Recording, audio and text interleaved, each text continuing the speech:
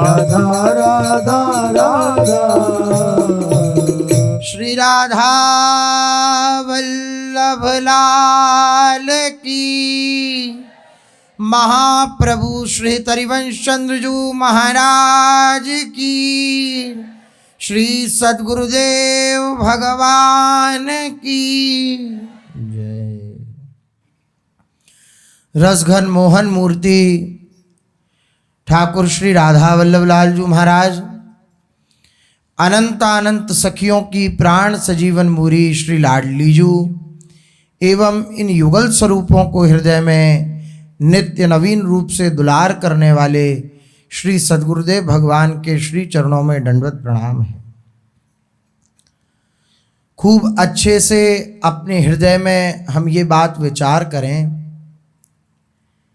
कि इस संसार में हमारी सहायता करने वाला कौन है, जो प्रतिक्षण हमारे निकट रहकर हमसे अत्यंत प्रेम भरा हृदय में भाव लेकर के हमसे प्रेम करता हो कि ये मेरा है, और पूर्ण वात्सल्य से युक्त होकर हमारी तरफ ममत्व रख के हमारे लिए सोचे, ऐसा कौन है इस संसार में।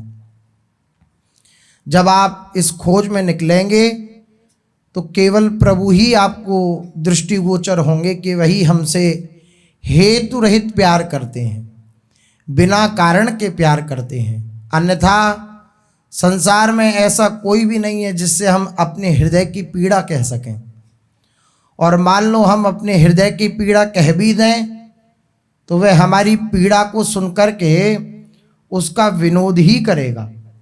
रहीमन मन की मन व्यथा रखिए मन में गोए, सुन इठलई हैं लोग सब बांट न लई हैं कोई। आप किसी को अपनी पीड़ा कहेंगे तो हो सकता है वो आपके सामने खूब एकाग्रचित होकर के आपकी पीड़ा सुने, लेकिन इसमें भी रहस्य है। अगर आपके कोई दुख को सुन रहा है, कोई पीड़ा को सुन रहा है, तो वो इसलिए सुन रहा है क्योंकि उसे अपना सुनाना है। आपके लिए, आपकी पीड़ा के लिए, आपकी किसी भी वार्ता के लिए अगर वो हामी भर रहा है लंबी लंबी गर्दन करके कि हाँ ठीक कह रहे हैं आप, अगर ऐसा कह रहा है, वो ऐसा आपके बात को समर्थित कर रहा है, समर्थन दे रहा है, तो इसका अर्थ यह है कि अगला चैप्टर उसका खुलने वाला है। वो अपनी बात रखेगा कि तुम्हारी तो हमने बहुत देर से सुन ली, लेकिन जिस लिए सुनी अब तुम हमारी सुनो। तो कोई भी पीड़ा का समाधान तो वह कर नहीं पाएगा, वरन आपको अपनी पीड़ा का वह जो दोष है, अर्थात जो परमाणु होते हैं नकारात्मक, उनको वह दे जाएगा। आप पहले से ही परेशान थे, आपने दूसरे से अपने मन की व्यथा कही, वह अपनी बात से परेशान है, उसने आपको अपनी बात कही, तो आपकी बात उस तक पहुंची, उसकी बात आप तक पहुंची, किसी का भला नहीं हुआ। और यही आप भी दुखी हैं और वह भी दुखी है, और दोनों बैठकर मजीरी लेके कीर्तन प्रारंभ कर दें तो दोनों की दुख का शमन हो जाएगा, दोनों के दुख का शमन हो जाएगा। इसलिए अपने हृदय की बात, अपने हृदय की पीड़ा किसी से ना कहें। उत्तम तो यह है प्रभु से भी ना कहें, लेकिन अगर फिर भी नहीं रहा जाता बिना कहे तो केवल प्रभु से कहें, केवल प्रभु से कहें। तो वो ऐसे उदार हैं कि वह जैसे संसारी जन नाटक करते हैं सुनने का, अपनी सुनाने के लिए, ऐसे नहीं है वह आपको खूब अच्छी तरह समझेंगे। और सच मानिए, समझने वाली बात तो अलग रही, जहां जो वृत्ति जिधर से स्फुरित होती है, हमारी बुद्धि तक पहुंचने से पहले ही प्रभु को पता होती है कि इसकी स्थिति यह है। तो इतना अंदर तक हमारे बारे में जानने वाला केवल प्रभु के सिवा कोई नहीं है। आप हमारी कब सहायता कर सकते हैं? जब आप हमारे हृदय की पीड़ा जाने। आप मान लो बीमार हैं, आपको कोई बीमारी हो गई बड़ी से बड़ी, और संसार के लोग आएंगे, आपको जो है खूब सांत्वना देंगे, खूब आपको तसल्ली दे सकते हैं, कह सकते हैं ठीक हो जाओगे, कोई चिंता नहीं। लेकिन आपकी पीड़ा का बंटवारा नहीं कर सकते। आपकी पीड़ा को कोई बांट नहीं सकता है। आपको सांत्वना दी जा सकती है, पास आकर के आपको कहा जा सकता है कि चिंता मत करिए, आप ठीक हो जाएंगे, ये भी बहुत बड़ी बात है। लेकिन आपकी पीड़ा को कोई बांटने वाला नहीं है। लेकिन आप भगवान नाम का आश्रय लेंगे, भगवान के नाम का रटन करेंगे, केवल प्रभु से संबंध रखेंगे, तो आपकी पीड़ा को प्रभु हर लेंगे। आपकी पीड़ा को कोई नहीं हर सकता प्रभु के सिवा।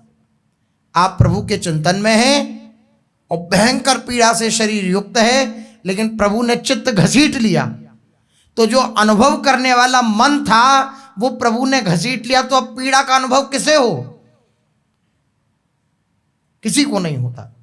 इसी प्रकार प्रभु का जो चिंतन करता है उसकी पीड़ा का भी हरण कर लेते हैं प्रभु।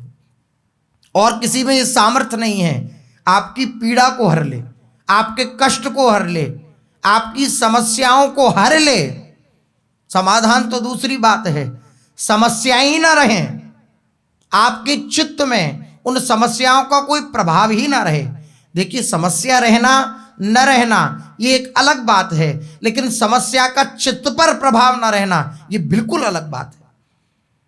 प्रभु ऐसे चित्त की स्थिति कर देते हैं कि बड़ी से बड़ी समस्या भी छोटी से छोटी प्रतीत होती है, कि मेरे कर्म तो ऐसे हैं कि जाने कितना बड़ा पहाड़ टूटे, लेकिन प्रभु मुझे ऐसे बस निभा रहे हैं। इस प्रकार से उस उपासक की हृदय की वृत्ति रहती है।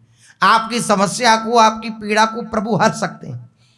परम पूज्य श्री भाई जी महाराज, कैंसर का रोग हो गया था भाई जी को, तो जल भी मुख से नहीं लिया जा सकता था, ऐसी स्थिति, पपड़ी जम गई थी पूरे। और स्वयं भगवान के वचन हैं, श्री राधा बाबा को भगवान ने कहा कि अब ये जो भाई जी नाम का कलेवर है ये नहीं रह गया, साक्षात मैं ही हूं उसके रूप में। ये जो भाई जी का कलेवर है ये साक्षात वृंदावन है, मैं उसमें क्रीड़ा कर रहा हूं। राधा बाबा ने कहा भरी सभा में कि भाई जी जिसको चाहे उसको प्रभु दिलवा सकते हैं, जिसको चाहे प्रभु उसको उसके हाथ में हो जाएंगे अगर भाई जी चाहें तो। ऐसे समर्थ महापुरुष और ऐसी पीड़ा, शारीरिक पीड़ा कि कैंसर हो गया और मुख पर पपड़ी जम जाती तो बिल्कुल भी एक जल की बूंद भी अंदर जाने में असमर्थता होती थी, इतनी पीड़ा। और रटन होता रहता नाम का। तो डॉक्टर आदि जो थे वो कहते कि आपको प्यास आदि लगती है इसलिए आपकी जिह्वा चलती रहती है, तो मुस्कुरा जाते। बोले नहीं नहीं, मैं ठीक हूं। कहाँ ऐसी जगह, ऐसा कौन सा स्थान है जहां वे ठीक हैं? विचार करिए, क्या ऐसी ठौर है जिसको प्राप्त करने के बाद वे इतने शीतल हो गए कि बड़ी से बड़ी पीड़ा उनको बिल्कुल भी प्रतीत नहीं हो रही है? केवल केवल केवल प्रभु के चरणारविंद। भाई जी ने कहा कि हम जब पीड़ा में होते हैं तो सखियां आती हैं, वो कहती हैं यहाँ क्यों पीड़ा प्राप्त कर रहे हो, चलो वृंदावन वन भ्रमण कराएं। तो वृंदावन ले जाती हैं, दिव्य वन भ्रमण होता है, युगल सरकार के दर्शन होते हैं। यहाँ आपको केवल शरीर दिखाई देता है, लेकिन मैं तो होता निज वृंदावन में हूं। ये आपकी समस्त पीड़ा का हरण ही कर लेंगे। शरीर से लगेगा कितने कष्ट में है। पूज्य सदगुरुदेव भगवान कि भयंकर पीड़ा शरीर में, लेकिन एक स्थान ऐसा है कि जैसे पूज्य महाराज जी उदाहरण देते हैं, किसी को बाहर आग लगी हो, वातानुकूलित कमरे में बिठा दिया जाए अंदर, तो कैसा उसे लगेगा? बाहर आग लगी है और खुद वातानुकूलित कमरे में बैठा, उसे कैसा लगेगा? बोले ऐसे ही हृदय में एक कोने में ऐसा स्थान है, एक ऐसा स्थान है जहां पर परम शीतलता है, परम आनंद है, परम विश्राम है। प्रवाह है कष्ट का, लेकिन प्रतीति नहीं है, उसका प्रभाव नहीं है। प्रभाव किसका है? गोरे चरणारविंद का प्रभाव है। कष्ट का प्रवाह है यद्यपि, अपनी समस्या को किसी से ना कहें, क्योंकि संसार के किसी व्यक्ति में आपकी समस्या हरण करने की सामर्थ्य नहीं है। वो सामर्थ्य केवल प्रभु के पास है। आपकी कोई भी समस्या है, हृदय की बात है, वे केवल आप प्रभु से कहें। कौन ऐसा है जो सर्व समर्थ है और हमारी सहायता कर सकता है? कोई नहीं है ऐसा जो सर्व समर्थ हो। समस्या आपने कही, अब कोई सर्व सामर्थ्यशाली हो तब आपकी समस्या का हल कर सकता है, लेकिन जिससे आप कहेंगे वो सर्व सामर्थ्यशाली नहीं है हरि गुरु को छोड़ करके, इसलिए हरि गुरु से ही अपनी बात कहें, हरि से ही अपनी बात कहें, वही हमारी सहायता कर सकते हैं। ऐसा कौन है जो सर्व समर्थ है और हमारी सहायता कर सकता है? तो यही उत्तर मिलेगा कि एकमात्र प्रभु ही ऐसे हैं। उनमें शक्ति की कमी नहीं, वे हमारे मित्र भी हैं तथा उन्हें हमारी इस घृणित दशा का पूरा पूरा पता भी है।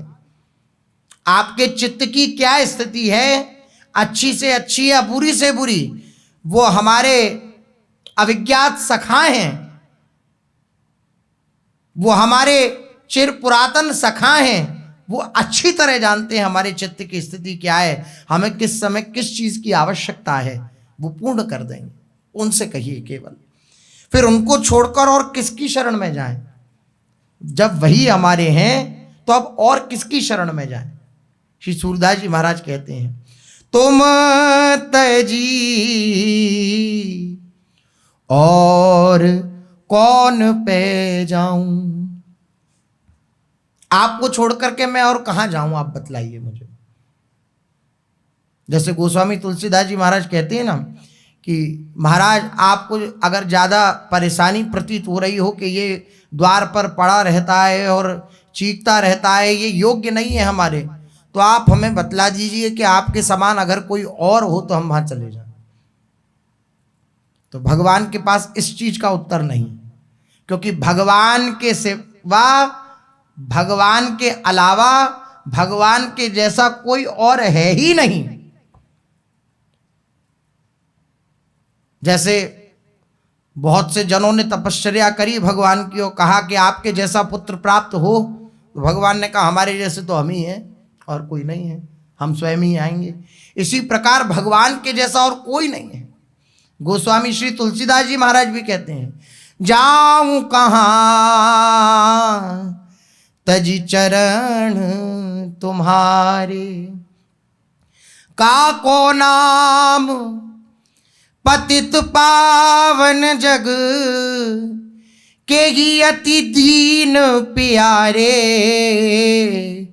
जाऊं कहाँ तजी चरण तुम्हारे। आपके चरण छोड़कर मैं कहाँ जाऊं? आप मुझे कोई एक ऐसा नाम बतला दीजिए इस संसार में कि जिसका नाम पतित पावन हो। मुझ जैसे नीच को भी कोई स्वीकार करने वाला क्या संसार में है भला? जब नाथ कोई नहीं है तो बताओ आप ही हो और मैं आपके भी चरण छोड़ दूं? नहीं छोड़ सकता। कहाँ जाऊं आपके चरण छोड़कर? काको नाम पतित पावन जग और कई अति दीन प्यारे। कौन दीनों से, जिनकी स्थिति दीन है, कौन प्यार करने वाला है उनसे? संसार में कोई प्यार करने वाला नहीं है। सच मानिए, कोई प्यार करने वाला नहीं है इस संसार में दीनों से। आप किसी के काम के हैं तो आपको खूब प्यार मिलेगा, और आप काम के नहीं रहेंगे तो आपको देखा भी नहीं जाएगा, आपको देखकर भी अनदेखा कर दिया जाएगा। लेकिन प्रभु कैसे हैं? दीनों से प्यार करने वाले, दीन वत्सल। नमो किंचन वित्ताय, कुंती जी स्तुति में कहती हैं आप कौन हैं? बोले आप अकिंचन जनों के वित्त हैं, धन हैं। जो अकिंचन हैं, दीन हैं, उनके आप वित्त हैं, धन हैं। हे प्रभु, आपको छोड़ करके अब मैं और कौन के द्वार पे जाऊं? कोई है ऐसा उदार जग में कि जो मुझ जैसे पतित को भी स्वीकार कर ले? इसलिए आपको छोड़कर मेरे पास अन्य कहीं गति नहीं है। पाई न के ही गति पतित पावन, राम भज सुनि सठ मना, गनिका अजामिल व्याध गीद, गजादि खल तारे घना। कितने ही खल, अपार खल आपने सबका उद्धार कर दिया, तो मुझ जैसे पतित का भी उद्धार करने में आपको कौन सा श्रम लगेगा? इसलिए मैं आपके चरणों को छोड़ करके कहीं नहीं जा सकता, क्योंकि इस संसार में मेरा कहीं निर्वाह नहीं होगा, आपके चरणों में ही मेरा निर्वाह है। इसलिए आप कृपा करिए।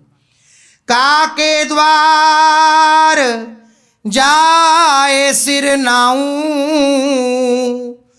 पर हत कहाँ बिकाऊं, तुम तजी और कौन पे जाऊं, किसके द्वार पे जाकर अपने सिर को मैं पधराऊं, किसके द्वार पर जाकर अपने सिर को टेकूं मैं। आपके दर पर ये सिर एक बार झुक गया, अब कहीं नहीं झुकेगा। तुम्हारा हो के अब और कहीं जाया नहीं जाता। आपके एक बार हो गए तो अब किसी और के दरवाजे पे जाकर मांगना या याचना करना, ये हमें शोभा प्रतीत नहीं होता। फकीरी में मुझे अब मांगने में शर्म आती है। तुम्हारा बन के किसी के द्वार हाथ फैलाया नहीं जाता। आपका होकर भी अगर किसी और के द्वार पर हाथ फैलाना पड़े तो फिर आपके क्या हुए, फिर आपके हुए ही नहीं हम। इसलिए अब मैं आपका हो गया हूं, आपको छोड़कर मैं किसी और के द्वार पर नहीं जाऊंगा। श्री सूरदास जी महाराज कह रहे हैं, परहत कहाँ बिकाऊं, जब मैं आपके हाथों बिक गया तो अब मैं और किसी के हाथों नहीं बिकूंगा।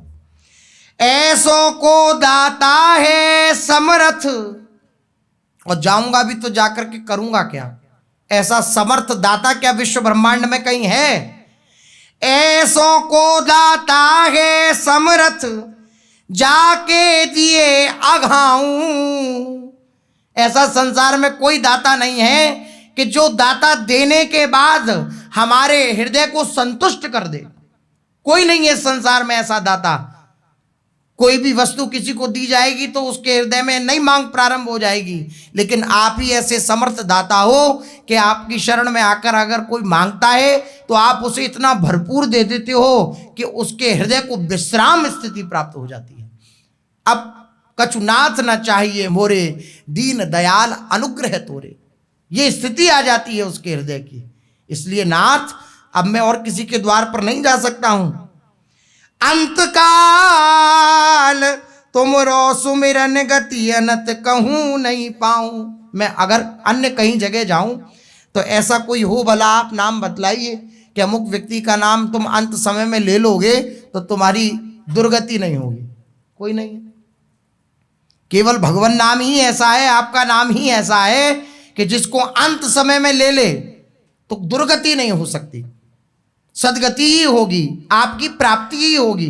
तो बताइए अब मैं जाकर के क्या करूंगा, मैं किसी और का नाम रट के क्या करूंगा। आपकी शरण में आ गया, आपका नाम रटूंगा, क्योंकि आपके नाम में सामर्थ्य है मेरी दुर्गति को रोक करके सदगति कराने की। आपके नाम में सामर्थ्य है।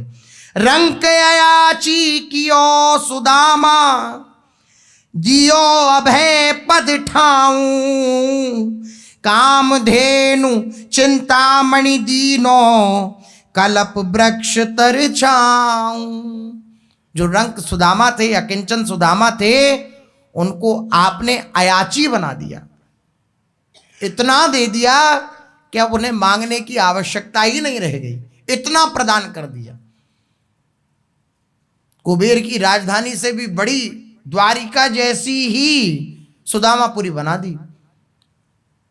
सुदामा जी जब लौट कर आए और उस दिव्य शोभा को देखा तो वो बोले कि यहाँ कोई आया होगा, हमारे यहाँ तो छोटी सी झोपड़ियाँ थी, वह भी जो है चली गई, अब तो हाथ से अब क्या बचा। तो बोले, जो नगरवासी थे उनसे पूछा कि भाई ये किसकी नगरी है, कहाँ में आ गया, कहीं द्वारिका ही तो दोबारा नहीं आ गया।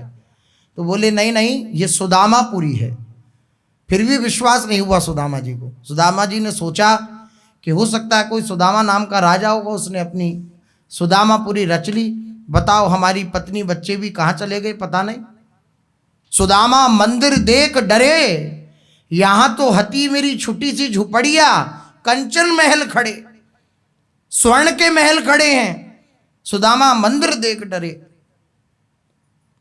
तो जब देखा अंदर अंतर्ग्रह में बात पहुंची कि सुदामा जी महाराज आ गए द्वारिका से, तो बड़ी बड़ी स्वर्ण की थालों में और बहुत सारी जो है सखियां उनके साथ, सुदामा जी की पत्नी जी के साथ, सुशीला जी के साथ, और वे आ रही हैं सामने से। सुदामा जी ने देखा, अरे ये क्या लीला हो गई भैया। बोले आपके मित्र की कृपा है। फिर भी सुदामा जी का निश्चय कि आपने याचना करी थी, आप इसका उपभोग करिए, लेकिन मेरे को तो केवल श्री कृष्ण से कार्य है। मैं केवल श्री कृष्ण का नाम रटन करूंगा, मेरे को इन सब से कोई प्रयोजन नहीं है। बोले एक बार चलिए तो अंदर। नहीं नहीं मैं नहीं जाऊंगा। नहीं, अंदर बैठे हैं जिनसे आप मिलके आए हैं। अंदर गए तो श्री कृष्ण का उन्हें दर्शन हुआ। बोले भाई तुम्हें आना था तो साथ ले आते, हमें ऐसे अलग अलग अलग थलग क्यों आए? बोले नहीं, तुम्हें जैसे नहीं कोई बहुत प्यार करने वाला होता, बोले तुम्हें सरप्राइज करना है। तो बोले अब तुम्हें ये तोहफा देना था तो इसलिए हम पहले चले आए सब व्यवस्था करने के लिए। तो रंग कयाची कियो सुदामा, ऐसा कौन होगा संसार में कि इतना प्यार करने वाला हो अपने मित्र के साथ, इतना प्यार करने वाला हो जो उससे प्रेम करता हो, उसके प्रति ऐसी भावना रखने वाला हो, ऐसा कोई नहीं है। इसलिए भव समुद्र अति देख भयानक। सूरदास जी महाराज कह रहे हैं ये संसार समुद्र को देखकर मैं भयभीत हो गया हूं। ये भय बहुत आवश्यक है। अगर भय नहीं उत्पन्न हुआ तो आप प्रभु के मार्ग पर बढ़ नहीं सकते आगे। संसार में आपको भय प्रतीत नहीं हुआ, आपको भय नहीं लगा, हृदय कांपा नहीं इस संसार की दुर्दशा को देख करके, तो आप प्रभु के मार्ग पर आगे नहीं बढ़ सकते। क्योंकि ये भय ही आपको धकेलता है कि इधर मत देखो, प्रभु की तरफ देखो। ये दुख जो संसार की पीड़ा है यही आपको प्रभु की तरफ धकेलती है कि इधर मत देखो, यहाँ दुख पीड़ा अशांति है, देखो प्रभु शांत स्वरूप है, उनकी तरफ देखो। ये भय प्रभु की तरफ धकेलता है। सूरदास जी महाराज कह रहे हैं मैं अत्यंत भयभीत हूं, अत्यंत कष्ट है मुझे।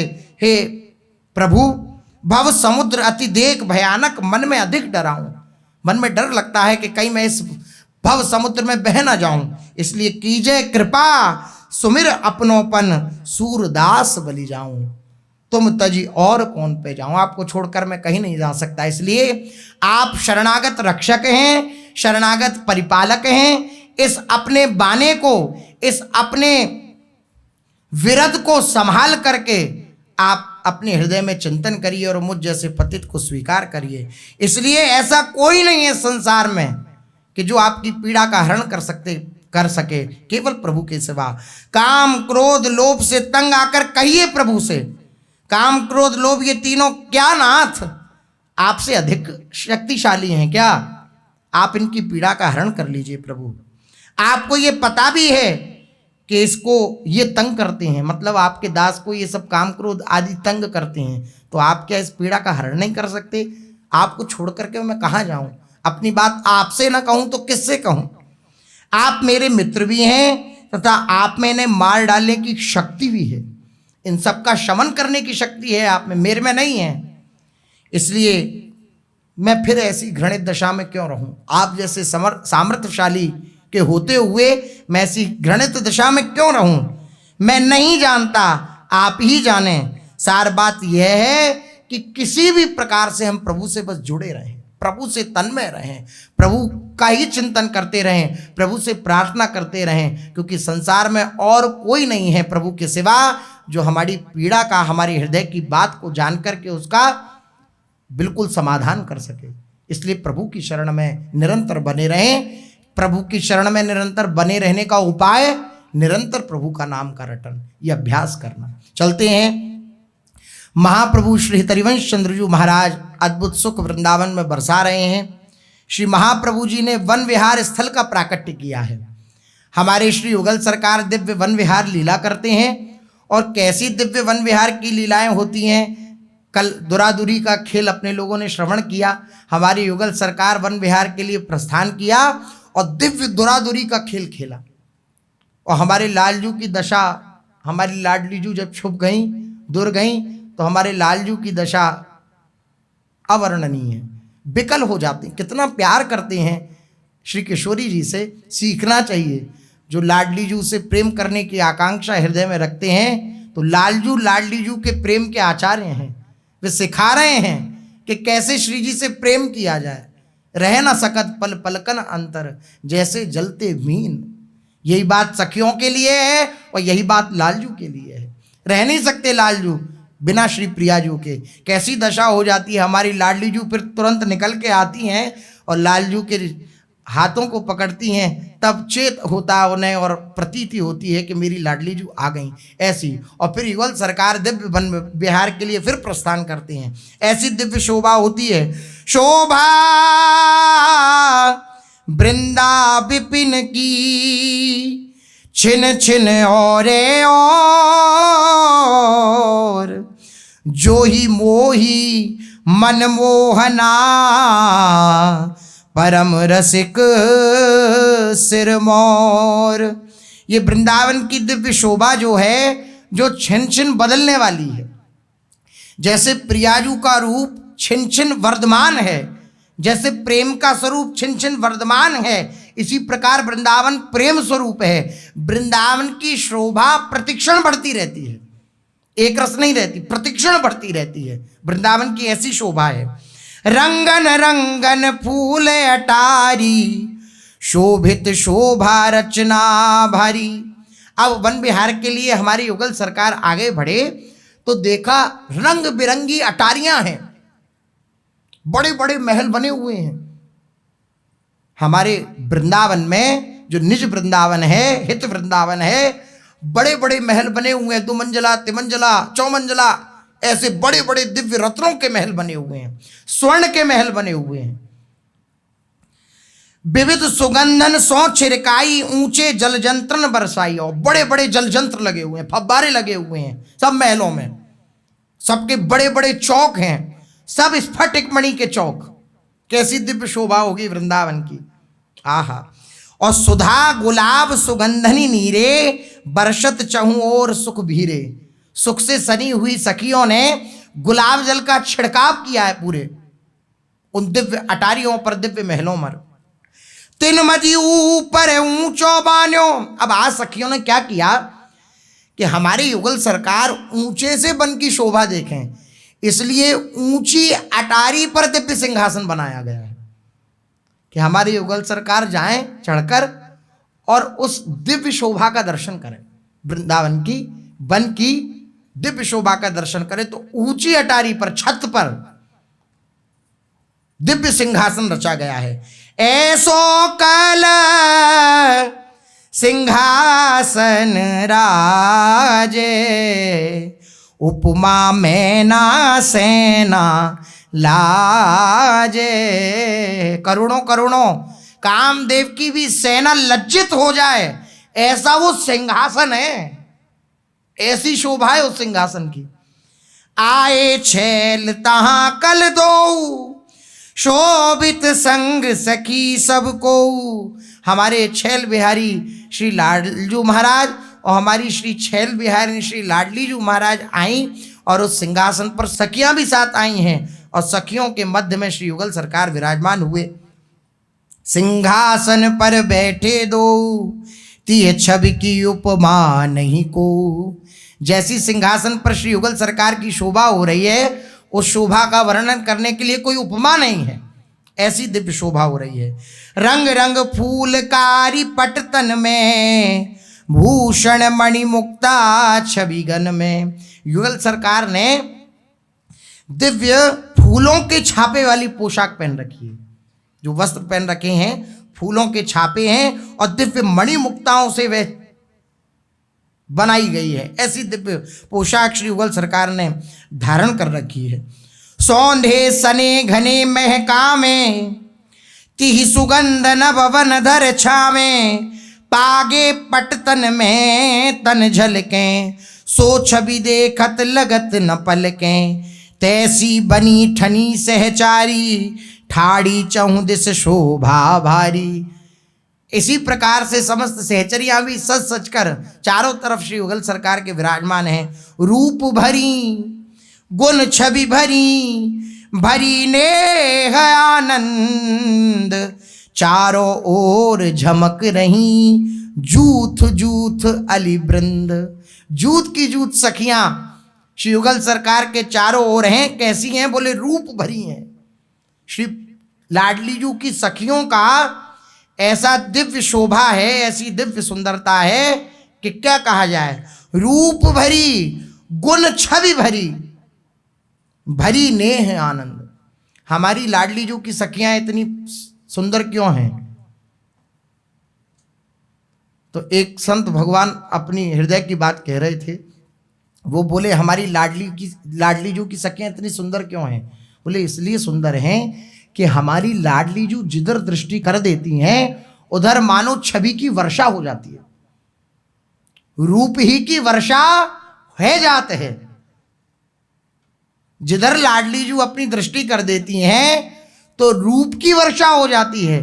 तो हमारी लाडली जू की दृष्टि पड़ती है सखियों पर, इसलिए वो अति सुंदर है, इसलिए उनकी सुंदरता सर्वोपरि है। लक्ष्मी कोटि विलक्ष लक्षण लसल लीला किशोरी शतई। आहा, ऐसी रूप भरी, गुण भरी, छवि भरी, ऐसी आनंद से भरी हुई सखियां जूत की जूत चारों ओर श्री युगल सरकार के मध्य विराजमान है। काछे आछे भूषण चीरा, शोभा रूप छविन की भीरा। अब आज समस्त सखियों ने विचार किया कि आज चंग खेल करना चाहिए। चंग खेल समझते हैं? चंग खेल का अर्थ है पतंग का खेल। चंग कहते हैं पतंग को। हमारे युगल सरकार के हृदय में आया कि आज चंग खेल करना चाहिए, पतंग का खेल करना चाहिए।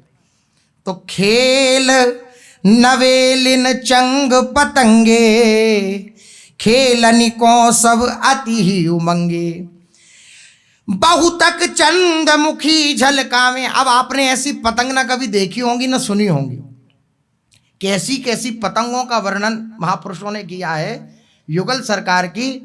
बोली चंद्रमुखी सी पतंगे हैं, कुछ पतंगे जैसे चंद्रमुखी सी, और भानुमुखी चकचौंध लगा में। कुछ पतंगों में से चंद्रमा की शीतलता जैसी प्रतीत हो रही है, और कुछ पतंगों में भानुमुखी सूर्य का जैसा मुख होता है, ऐसी प्रकाशमान पतंगे हैं कुछ। और केतिक तारा घनसी दमके, कुछ पतंगे ऐसी हैं मान लो तारे हों, तारे की आकार की ऐसी। अगणित घन दामिनी सी चमके, अरे बड़ी दिव्य शोभा का वर्णन है। केतिक खग मृग सी कल शोभे, मोर मरालन सी मन लोभे। मोर मराल खग मृग की आकृति की पतंगे हैं। कैसी दिव्य पतंगे! वृंदावन की ये दिव्य महामहिमा में ये ऐश्वर्य है, कोई समानता नहीं कर सकता, इसलिए वृंदावन धाम की। शोभित रंग रंग खगसी पाती, रंग रंग भृंगन सी बहुभांति। भांति भांति मंडल सी बानी, केतिक तीन कोण की ठानी। कोई त्रिकोण है तीन कोण की ऐसे, तो कोई त्रिकोण पतंगे हैं। और अति विशाल चौकोनी बानी, कोई चार कोणों की पतंगे हैं। शोभा रचना नव नव ठानी, गौर श्याम सखियन सी हैं। और पतंगे कैसी, मान लो गौर श्याम हो मध्य में और चारों तरफ सखियां हो, ऐसी पतंगों की शोभा हो रही है। क्या कहा जाए। तिनको देखत ही मन मोहे, और भांति भांति नु बनाई। तिनकी शोभा कहित न जाई। भांति भांति की पतंगे बनाई गई हैं। सब में गौर श्याम चित्राए, सब पतंगों में गौर श्याम स्वरूप का चित्रण किया गया है, ऐसी पतंगे हैं। सब में गौर श्याम चित्राए, सखियन मंदिर चित्र रचाए। भांति भांति बाजे झनकाई, डोरिन शोभा कही न जाई। अब जो डोरियां पतंगों को उड़ाने वाली, उनकी भी शोभा नहीं कही जा सकती है। गोरी ओरी गोरी गोरी, और श्याम ही श्याम श्याम की ओरी। हमारे सखियों में अब दो पक्ष हुए। श्याम सुंदर की तरफ श्यामा सखी, अर्थात जो श्याम रंग की सखियां हैं वह सब सखियां श्यामाएं आई, और गोरी गोरी लाडली जू के समीप गोरी गोरी सखियां आई। पक्ष में दो पक्ष हुए। और बन ठन के सन्मुख सब आई, आज्ञा दे गोरी मुस्काई। बंठन के सारी सखियां आई। सखियों की हृदय की फूल एक अलग होती है। हमारी स्वामी जू का ये निज महल है, इस ठसक में वृंदावन वास करती हैं सखियां। उस निकुंज निवृत्त निकुंज में, उस दिव्य वृंदावन में सखियां किस ठसक से रहती हैं? बोले हमारी लाडली जी का श्रीवन है ये, इस ठसक में रहती हैं सखियां। इसलिए सखियां सज धज के आई और लाडली जी ने आज्ञा करी। गोरी ने आज्ञा दई, मंद मंद मुस्काए, जय जय कही सब सखिन ने, खेलन को लड़काए। लाडली जू ने आज्ञा दी, ठीक है अब खेल प्रारंभ करो। तो सारी सखियां जय जयकार करने लगी। छैल छबीले लाडले, अलक लड़े सुकुमार, देखत शोभा खेल की, खेलत सखी अपार। अभी सखियां खेल रही हैं, श्याम सखियां और गोरी सखियां ये दिव्य खेल का आरंभ कर रही हैं और हमारी युगल सरकार विराजमान होकर खेल का दर्शन कर रहे हैं। कुंज कुंज की अटाटारी, कोई इस कुंज की अटारी पर, कोई इस कुंज की अटारी पर, पास पास नहीं है, अलग अलग, ताकि खेल का और रस बढ़े। परस्पर खेलत बदी बदी वारी, घात बात में अति चतुरारी। परस्पर खेल बढ़ रहा है। ये सुख शोभा रूप सुदेशम, मोह पे वर्णनावे लेशम। जैसी शोभा हो रही है, इस सुख को मैं वर्णन नहीं कर सकता। रसिक जन महापुरुष जन जो वर्णन कर रहे हैं वे कह रहे हैं उस शोभा का मैं वर्णन कैसे करूं। इन अटारियों पर श्यामा सखियां, इन अटारियों पर गोरी सखियां, और दिव्य पतंग का खेल चल रहा है होड़ बन के। कौन किसकी पहले काटेगा पतंग, ये भावना। चौदिस झमक रही सहचारी, वृंदावन की ऐसी शोभा हो रही है, चारों तरफ सहचरी सहचरी सहचरी सहचरी सहचरी सहचरी, ऐसी दिव्य शोभा। दिश दिश होत छवि न बरसारी, छवि की वर्षा हो रही है चारों दिशाओं से। प्रमुदित आनंद और न समावे, चरचत घत मत मन मन लावे। आनंद और में नहीं समा रहा है। एक गहित एक ऐंचती झटके, एक गह रही है कभी डोरी को तो एक ऐंच रही है झटक करके कि अब इनकी पतंग को हम काटें, इस भावना से। सो छवि जानत जी मन अटके, और हमारी युगल सरकार सिंहासन पे विराजमान होकर के उत्साहित हो रहे हैं। हाँ सखी ऐसे ही लेके जा, हाँ ऐसे ही, और तू वहां धागो अड़ा, और अब अत्यंत आनंद, क्योंकि पुलक रहे हैं ना युगल सरकार पुलक रहे हैं, तो सखियां पुलक रही हैं, सखियां पुलक रही हैं, युगल सरकार पुलक रहे हैं, पूरा वृंदावन पुलक रहा है। ऐसी दिव्य शोभा। झनकत भूषण चंगनी संगा, अब जितने भी भूषण पहन रखे हैं वे सब जब चंग उड़ाते हैं, पतंग उड़ाते हैं, तो सब बजते हैं। ऐसी लज्जित बलित रति होता नंगा, करोड़ों करोड़ों कामदेव भी लज्जित हो जाते हैं शोभा को देख करके। ऊंचे गई चपल थिर रही, ऊंची गई पतंग कभी चपल होती है, कभी स्थिर हो जाती है, फिर कभी चपल होती है, फिर स्थिर हो जाती है, बहुत ऊंचे पे चली गई पतंग। तिनकी उपमा जात न कही, तैसे रंग निरंग बिहंगा, उड़त बराबर चंगन संगा। अब क्या, पतंगे तो उड़ी रही अलग अलग प्रकार की, और रंग बिरंगे पशु पक्षी भी आ गए, पक्षी भी रंग बिरंगे आ गए, और रंग बिरंगे पक्षी भी पतंगों के साथ उड़ने लगे। अब पक्षी उड़ रहे हैं और पतंगे उड़ रही हैं, ऐसा पूरा वृंदावन। और कैसी शोभा हुई है उन पतंगों की। दरसत सरसत लाडिले, सो शोभा सुख वृंद, रस सागर उमड़े चले, समात नौर आनंद। ऐसा प्रतीत हो रहा है मानो रस के सागर उमड़ चले हों, वह रस का समुद्र आनंद वह समा नहीं रहा हृदय में। चंग पतंगनि भृंग बिहंगा, छायो सब नभ सब मिली संगा। चंग पतंगे और भृंग जितने भी पक्षी हैं वे सब भी आ गए ऊपर, रंग बिरंगी पतंगे, रंग बिरंगे पक्षी। हिल मिल मानो शोभा पाती, तने वितान रंग बहुभांति। ऐसा प्रतीत हो रहा है कि मानो विविध प्रकार के वितान तान दिए हों, रंग बिरंगे वितान होते हैं जैसे मंडप, इस प्रकार की शोभा। अब इतनी पतंगे, इतनी सखियां हैं, इतनी पतंगे, इतने विहंग पक्षी, इसका प्रभाव यह हुआ कि भरी दोपहरी में अंधेरा हो गया।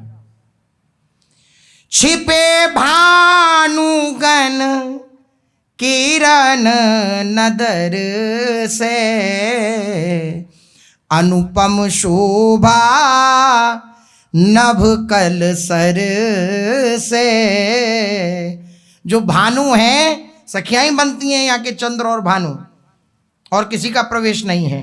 तो जो भानु रूपा सखी है, जो सूर्य बनी हुई है, छिप गया भानु, सूर्य छिप गया, बिल्कुल भी एक किरण भी नीचे भूतल पर नहीं आ रही है, ऐसी दिव्य शोभा हो रही है। इतने चंग, इतनी पतंगे और इतने रंग बिरंगे पंछी, मानो पावस ऋतु कल आई। ऐसा प्रतीत हो रहा है मानो पावस ऋतु आ गई हो। जैसे पावस ऋतु में जो मेघ होता है वो घुमड़ घुमड़ के आता है, ऐसी शोभा हो रही है। रंग रंग शोभा घटान छाई। अब पावस ऋतु में तो एक रंग की घटा होती है, काली काली घटाएं आती हैं, जब भी एकदम जो सूर्य होता है वह ढक जाता है। लेकिन आज घटाएं कैसी आई हैं? बोले रंग बिरंगी घटाएं आई हैं, रंग बिरंगी घटाएं। बाजत बाजे कल गर जाई, उपमा शोभा सबे लजाई। अब ऐसी शोभा हो रही है कि ऐसा प्रतीत हो रहा है मानो बाजे बज रहे हों, जैसे घन गरजता है इस प्रकार से बाजे बज रहे हैं। रसना पे कहत न बने, जानत मन दृग मोर, शोभा सुख कौर नहीं, मोहे जुगल किशोर। सुख में सुख नव नव उपजावे, गौर श्याम को मोद बढ़ावे। परस्पर चंग पतंग लड़ावे, झटकी झटकिए चत अरुझावे। अब और सुख में सुख बढ़ाने का प्रयास सखियां कर रही हैं, श्री युगल सरकार के हृदय को और मोद मिले, आनंद मिले। परस्पर चंग पतंगों को मिलाते हैं और झटक झटक के, कभी जो है गोरी सखियां सांवली सखियों की तरफ की पतंग काट देती हैं और कभी सांवली सखियां गोरी सखियों की तरफ की पतंग काट देती हैं। अनकी अनखिए चक झटकतरी। अब जैसे उत्साहित हो जाए तो बहुत एकदम एकाग्रचित हो जाते हैं ना उड़ाते समय, तो इस प्रकार से एकाग्रचित अनख अनख हो करके और एकदम कि अब ये काटी, देखो अब ये काटी, इस प्रकार से खूब उत्साहित होकर चंग खेल हो रहा है। देख दे कि दंपति लटकतरी, हंसी हंसी और सौ लपटतरी। अब हमारे युगल सरकार जब इस दिव्य शोभा को देखते तो हमारी लाडली जो खिलखिला के हंसती हैं और हिलकर लालजू पे लटकती हैं, जैसे हंस करके कोई ऐसे श्री लालजू महाराज को, और लालजू महाराज तो और पुलकित पुलकित हो जाते हैं कि यही तो सुख, सखियों तुम्हारी जय हो, सखियों तुम्हारी जय हो। ऐसी खेलो हमारी लाडली जो ऐसी कुलकें। उमड़ी चले रस सागर भारी, पियहि समात न सकत सम्हारी। हसन लसन कुलकन पुलकाने, कापे सो छवि जात बखाने। हंसते हैं श्री युगल सरकार, पुलकते हैं श्री युगल सरकार, किस पे वो छवि का वर्णन किया जा सकता है। अब चंग पतंगनि ले अरुझावे, और रोड करत छवि पे छवि पावे। अब चंग पतंग का खेल तो चल रहा है। एक सखी ने, श्याम सखी ने गोरी सखी की पतंग काट दी। जो श्यामाजू की तरफ सखियां हैं उनकी श्याम सुंदर के पक्ष की सखियों ने पतंग काट दी। अब वो नाराज हो गई।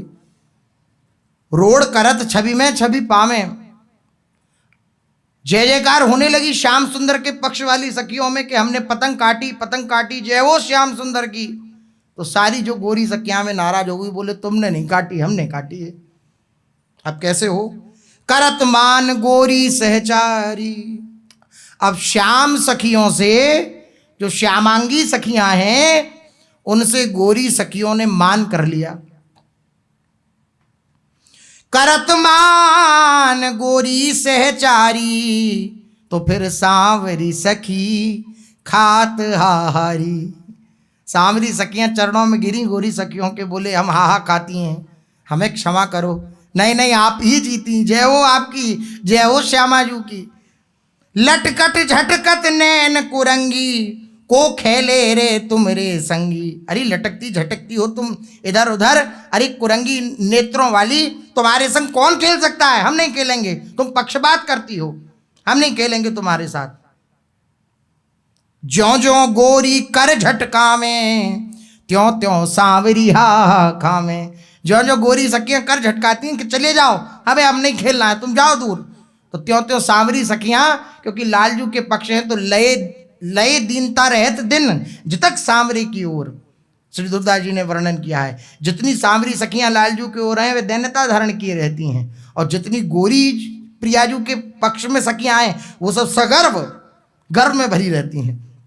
तो जैसे ही गोरी सखियां जो है नाराज हुई और उन्होंने कर झटका, सोई सावरी सखियां चरणों में गिरी और हाहा खाने लगी।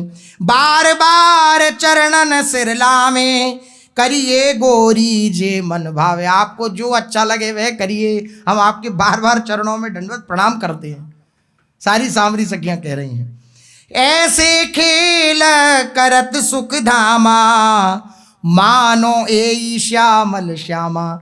सखियां, श्यामांगी सखियां और गोरी सखियां ऐसे खेल रच रही हैं मानो स्वयं श्याम सुंदर और स्वयं किशोरी जी हों, ऐसे खेल रच रही हैं। जैसे लाडलीजू मान कर जाती हैं गोरी प्रियाजू और लालजू मनाते हैं, ऐसी सखियां खेल रच रही हैं। अचरज मानत प्रीतम श्यामा, उपजत मन मन नव नव कामा। हमारी युगल सरकार जब इन सखियों की इन दिव्य लीलाओं को देखते हैं तो अत्यंत आश्चर्यचकित हो जाते हैं और उनके हृदय में और उत्साह बढ़ता है। श्याम सखी सब हा हा खाई, लीनी गोरी सखी मनाई। अंततः श्यामांगी सखियों ने, श्याम सखियों ने हमारी गोरी सखियों को मना ही लिया, हा हा खाकर बार बार प्रणाम करके।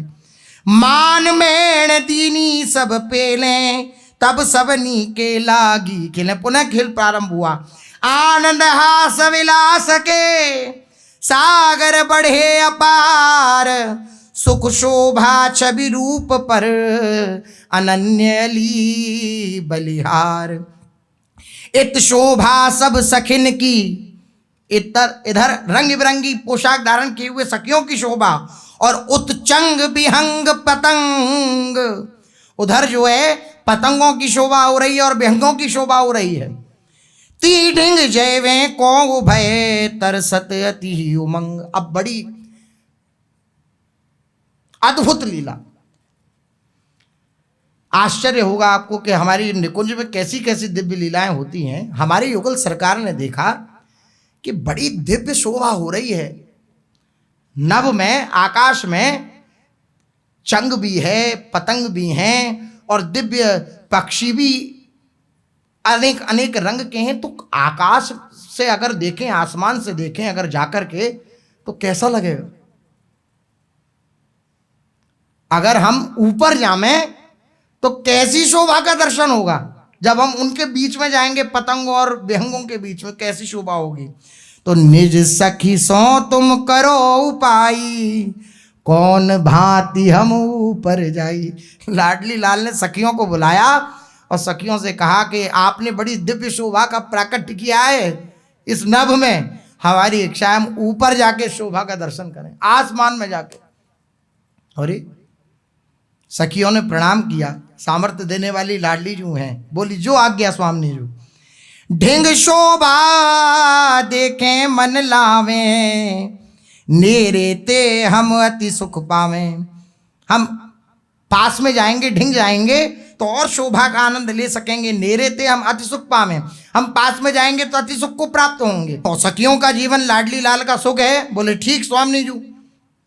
तो प्यारी के वच सुनी सहचारी, परी सोच सागर में भारी। अब सोच में पड़ गई सखी कि लाडली लाल की इच्छा है कि आकाश में जाकर के दर्शन करना है, तो अब क्या उपाय किया जाए कि हमारी युगल सरकार ऊपर जाएं और फिर इस दिव्य शोभा का दर्शन करें। क्या किया जाए ऐसा?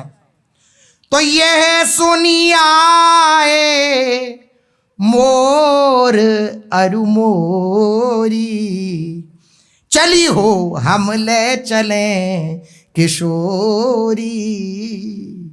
थोड़ा सा चिंतन करके देखिए क्या शोभा होगी। हमारे युगल सरकार की भावना हृदय में उत्पन्न हुई कि नभ में जाकर के दर्शन करें। तो सारी जितने भी मोर मयूरियों के झुंड थे वह सब आए और आकर के बोले आप चिंता मत करिए, एक के मन में बात उठी तो सबके मन में है। अभी सखी सोच ही रही हैं, लेकिन सोचने से पहले ही वो आ गई, क्योंकि उनके भी मन में वही है जो श्री जी के मन में है। सारी मोर मयूरी जो सखी रूप से उस रूप में है, वे आई और बोली हम लेके चलेंगे लाडली जो आसमान। हम सब हिल मिल मंडल जोड़े। सखियों ने कहा कैसे भाई, कैसे लेके चलोगी? तो बोले हम सब मिलकर के एक मंडल बनाएंगे गोल। अब बुद्धिगत बात नहीं है, ये वैभव है हमारे वृंदावन निकुंज धाम का। सभी मोर मयूरियों ने दिव्य मंडल बनाया। हम सब हिल मिल मंडल जोड़े और बिछ में कुसुमावली न थोरे। फूलों की गादी बनाएंगे, मयूर मयूरियों की झुंड बनेंगे, मंडल बनेगा और उस पर फूलों की गद्दी लगेगी और उस गद्दी पर हमारे युगल सरकार विराजमान होंगे। तो सुनी सुनी रीझे जुगल बिहारी, श्री हरिवंशी रीझियां पारी। हमारे युगल सरकार ने जैसे ही सुना मयूर मयूरियों की इस वार्ता को, अत्यंत रीझ गए, उत्साहित हो गए। हमारी जो हित सजनी जो है वह भी अत्यंत उत्साहित हो गई, रीझ गई उन मोर मयूरियों पर। हाँ, ऐसी बात है, सेवा का सुख ऐसे ही लेना चाहिए। रीझ गई हमारी श्री हित सजनी जो भी। जुरी मंडली मोरी मोरे, तिन पर फूल बिछाए थोरे। खूब पुष्पों की गादी बनाई गई, मंडल जोड़ करके मयूर मयूरियों ने दिव्य रचना करी और तिन पर बैठे रसिक बिहारी, आस पास निजू सखी ललितारी। हमारी युगल सरकार उन मयूर मयूरियों के बनाए हुए मंडल पर विराजमान हुए और विराजमान होकर के सखियों को भी बुला लिया कि तुम भी बैठो। तो सखियां भी बैठी हैं इधर उधर।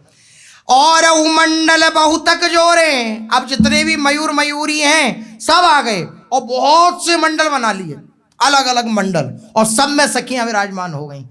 और मोरन के मंडल उड़े चले गगन पर जाए, मनोसेज पर बैठ के अलक लड़े लड़काए।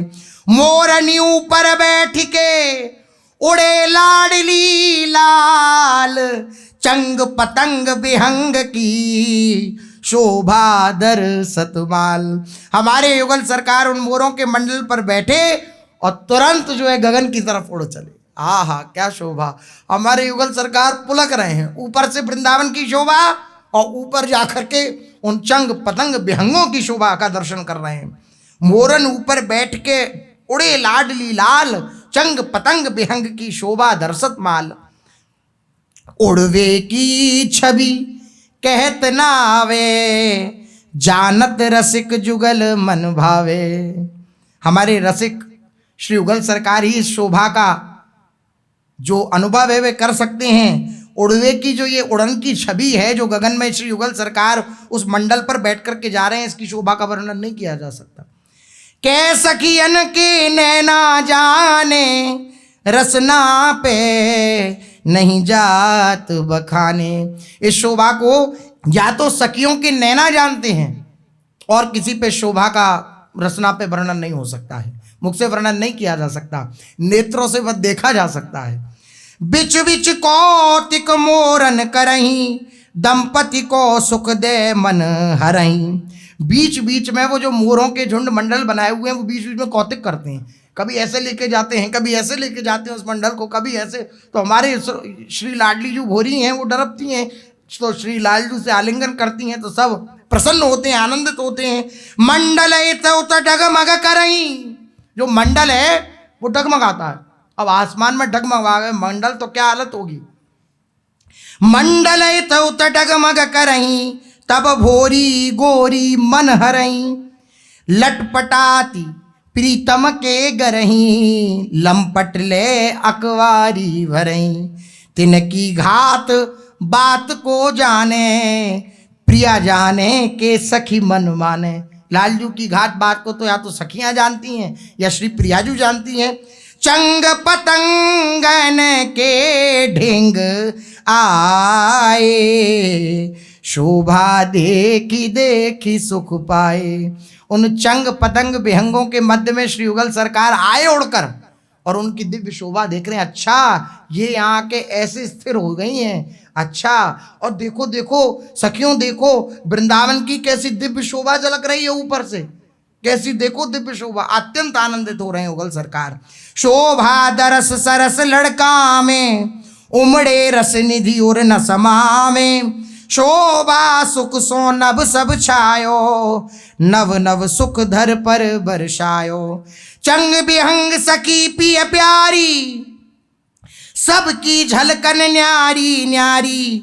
भांति भांति दुति छवि झलमलही, चंद बृंद रवि को दल मलही। चंद्रमा की शोभा, भानु की शोभा, सूर्य की शोभा, उन सब की शोभा को दलमलित करके श्री युगल सरकार की शोभा, उन चंगों की शोभा, उन विहंगों की शोभा और सहचरियों की शोभा जय जयकार कर रही है। आहा, नव अरु द्रुम फल फूल दलन में, झलमल झलमत होत थलन में। जमुना जल में अति झलमलही, उपमा दुति दर को दलमलही। नव अरु द्रुम फल फूल दलन में, झलमल झलमल होत थलन में। जो दिव्य लता पताएं उनकी शोभा यमुना जी पर पड़ रही है और उस यमुना जी पर पड़ी हुई शोभा का दर्शन ऊपर से युगल सरकार कर रहे हैं, तो उन्हें अत्यंत सुख की प्राप्ति हो रही है। चंगोर अति जगमगई, रवि शशि को चक चौंधी लगही। एक एक ते झलक नवीली, मोमती थोर न जात गवीली। ऐसी दिव्य शोभा हो रही है। हमारे युगल सरकार पतंग का खेल खेला, उसके बाद पतंग का खेल देखने के लिए कैसी पतंगे ऊपर विराजमान हैं, तो मोर मयूरियों के झुंड पर विराजमान होकर के ऊपर गए। फिर उतरत नभते जुगल बिहारी, छाए रही झलकन मृदु न्यारी। कुसुम अटारी ऊपर आए, फूल सिंहासन पर बैठाए। शोभा सुख छवि रूप में, छक्यो जु सकल समाज। ऐसो कबहू ना भयो सुख, सहजई बन्यो सुआज। ऐसा सुख कभी नहीं मिला था जो आज की ये दिव्य लीला हुई। ऐसा सखियों को सुख कभी प्राप्त नहीं हुआ था जैसा आज प्राप्त हुआ। कुसुम अटारी पर आकर के वो नभ से उतरे, आसमान से उतरे युगल सरकार, और कुसुम अटारी पर आए और उस अटारी पर आकर के सिंहासन पर विराजमान हुए। हमारी दिव्य सहचरियों ने उन्हें कुछ भोग आदि पवाया और उनको अत्यंत दुलार किया। ऐसी दिव्य शोभा वन विहार के समय प्रकट होती है, जिस शोभा का दर्शन श्री महाप्रभु जी अपने मानसी आदि में दर्शन कर रहे हैं। और वन विहार स्थल का प्रागट्य इसलिए श्री महाप्रभु जी ने किया कि इन सब दिव्य लीलाओं का दर्शन भी उपासक कर सके। शेष चर्चा आगे। श्री राधा वल्लभ लाल की